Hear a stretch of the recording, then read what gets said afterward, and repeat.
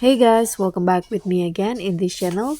On today's tutorial, I'm going to show you how you can do the 3D photo trend editing in the CapCut mobile.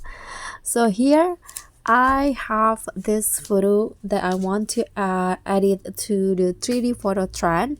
So what you need to do is just go to click on the photo, then go to style or go to the photo effect here.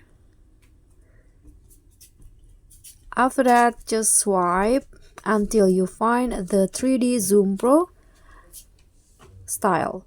So you need to apply the 3D Zoom Pro style to your photo, and your photo will become like this. But it is not done yet. You can also, this is optional, you can also add the strobe effect under the video effect. Find lens, and here select the strobe effect. Let's scroll down until I found the the nightclub category. Select the strobe effect. Okay, this one, and you'll get this result.